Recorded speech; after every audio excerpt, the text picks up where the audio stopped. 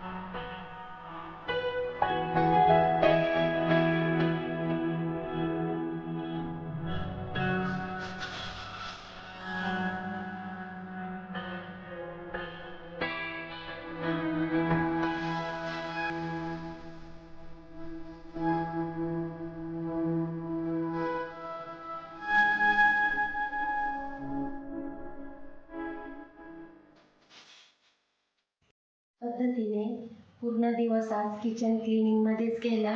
अशा पद्धतीने माझं किचन क्लिनिंग झालेलं आहे, बघू शकता तुम्ही।